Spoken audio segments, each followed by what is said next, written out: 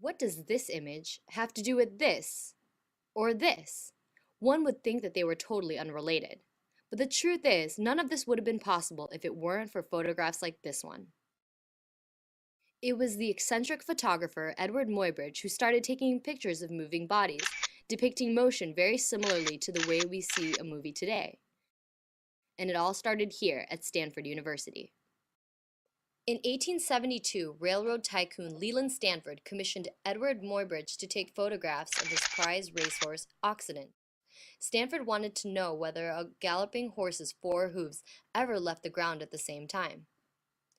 So in order to figure this out, Muybridge used 12 cameras that were activated by strings as the horse galloped through.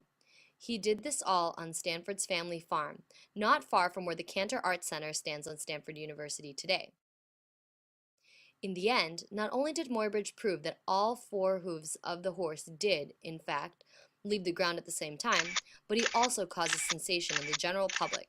For the very first time, the world had a better understanding of the true nature of motion.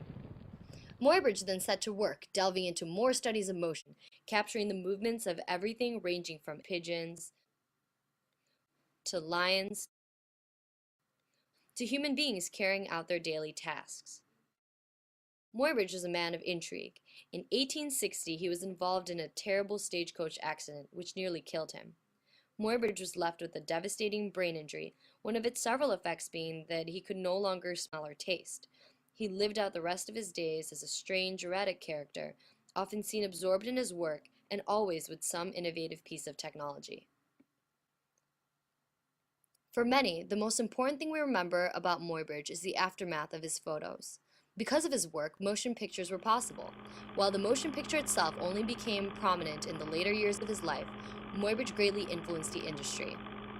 His serious photography greatly influenced Thomas Edison, who introduced the use of high-speed shutters into movie-making technology.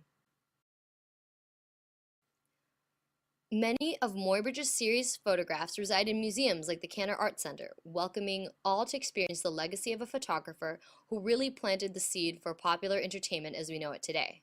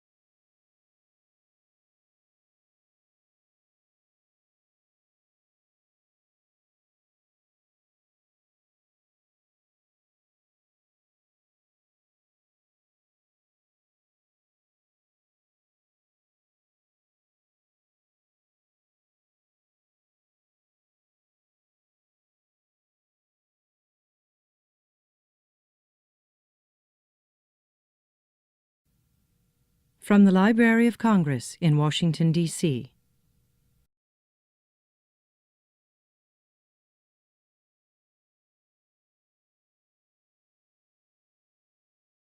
This has been a presentation of the Library of Congress.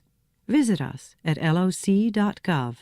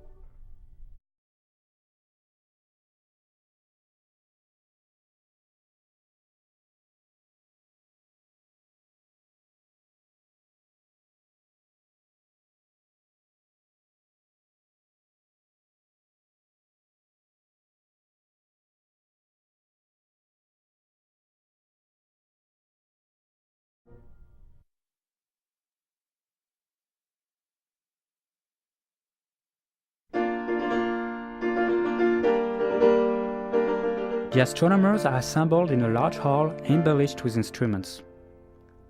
The president and members of the committee enter. Everybody takes his seat. Entrance of 6 manservants carrying the telescopes of the astronomers.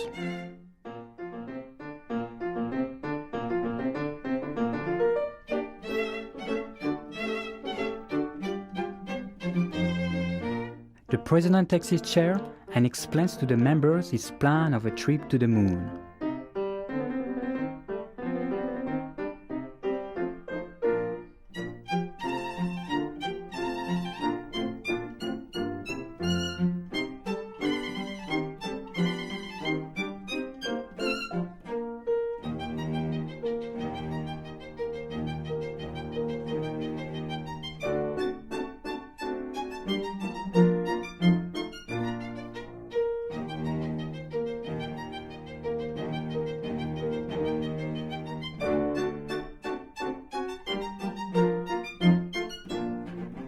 His scheme is approved by many, but one member violently opposes same.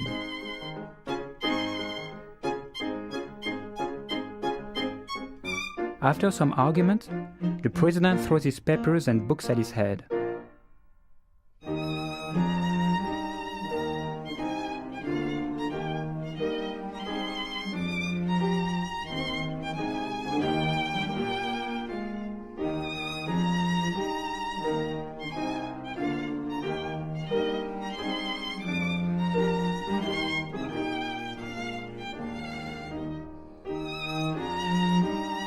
Upon order being restored, the trip proposed by the president is voted by acclamation. 5 learned men make up their minds to go with him. The manservants bring traveling suits.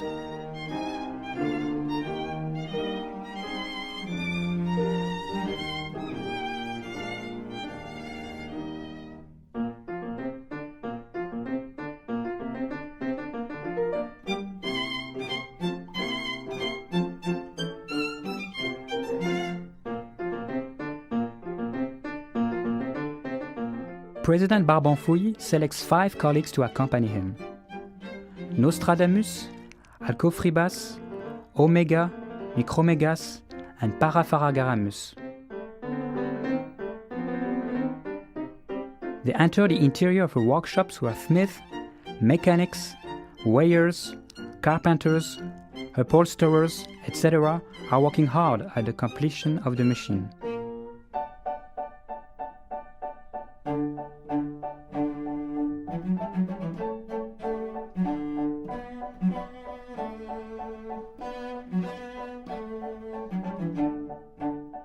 Micromegas accidentally falls into a tub of nitric acid. A workman informs the astronomers that if they would ascend to the roof, they would witness a splendid spectacle, the casting of the gun.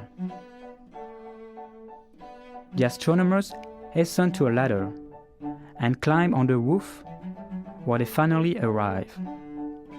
Against the horizon, the chimneys are seen belching forth volumes of smoke. Suddenly, a flag is hoisted. At the signal, a mass of molten steel is directed from each furnace into the mold for the gun. The mold pours forth flames and vapor. This causes much rejoicing among the enthusiastic astronomers. On the top of the roofs of the town, pompous preparations have been made. The shell is in position ready to receive the travelers. These arrive.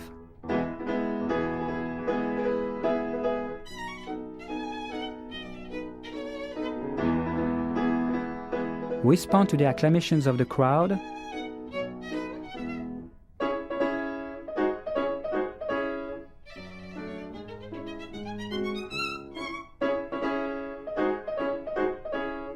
And enter the shell.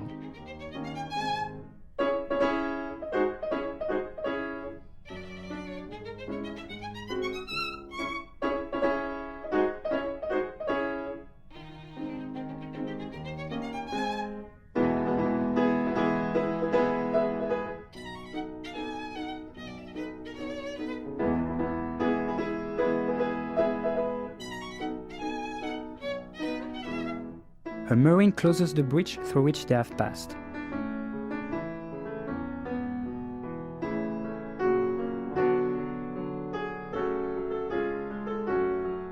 A number of gunners are now pushing the shell up an incline into the mouth of the gun.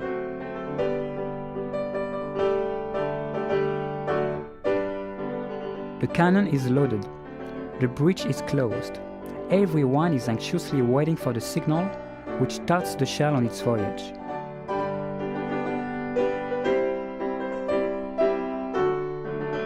The officer gives the signal. The gun is fired, and the shell disappears into space.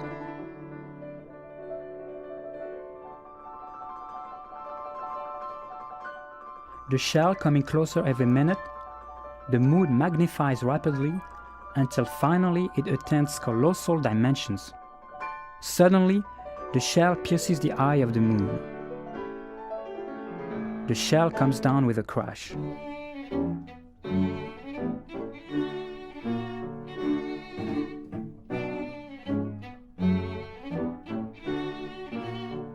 The astronomers get out and are delighted at the landscape which is new to them.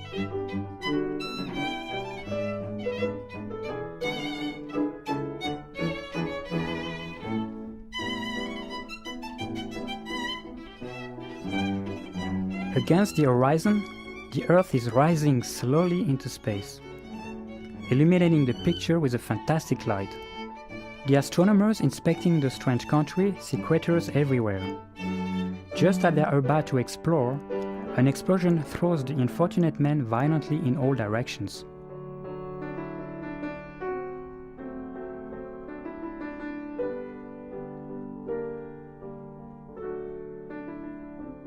The astronomers show signs of fatigue after the rough trip they have just had.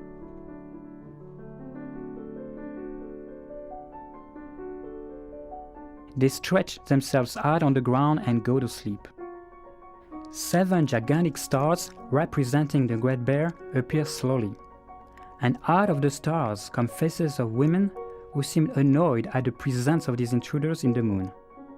In their dreams, they see passing in space comets, meteors, etc. Then, the stars are replaced by a lovely vision of Phoebus on the crescent, of Saturn in his globe surrounded by a ring, and of charming young girls holding up a star. They decide to punish the terrestrial in an exemplary manner. By order of Phoebus, snow is falling from all quarters, covering the ground with his white coat. The cold becomes terrible. The unfortunate voyagers wake up half frozen.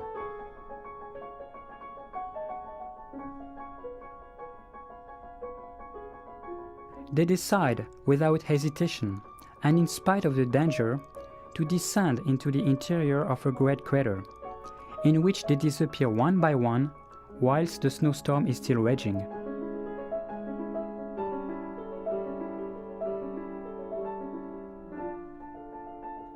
The astronomers arrive in the interior of a most curious grotto, filled with enormous mushrooms of every kind.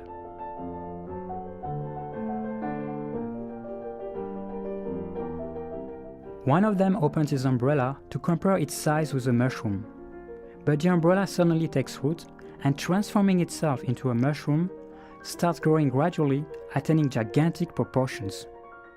The astronomers suddenly notice strange beings coming out from underneath the mushrooms, while making singular contortions. These are the Selenites, or inhabitants of the moon. A fantastical being rushes on an astronomer who defends himself, and with a stroke of his umbrella, the selenite bursts into 1,000 pieces. A second suffers the same fate. But the selenites are arriving in numbers. The terrified astronomers, to save themselves, take flight with the selenites in pursuit. Succumbing to numbers, the astronomers are captured, bound, and taken to the palace of the king of the Selenites. On a splendid throne, surrounded by living stars, the Selenite king is seated. President Barbonfouille makes a dash for the king of the Selenites, and, lifting him like a feather, throws him violently on the ground. The unfortunate king bursts like a bombshell.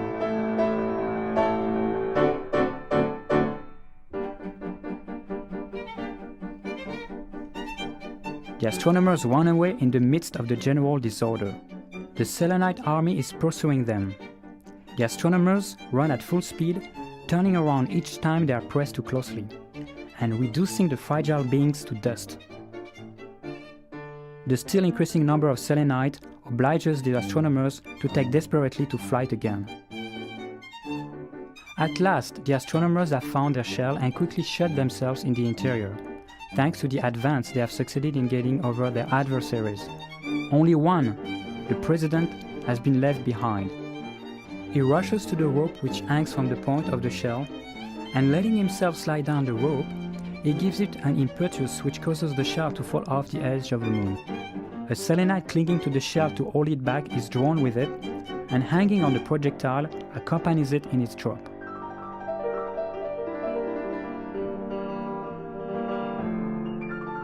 The shell falls with sickening rapidity. The sea appears. We continue following the course of the shell into the bottom of the ocean. The shell balances and, thanks to the hermetically sealed air in its interior, rises slowly to the surface to the puzzlement of the fishes. The shell is picked up by a steamer which tows it to port, where a general ovation awaits their happy return.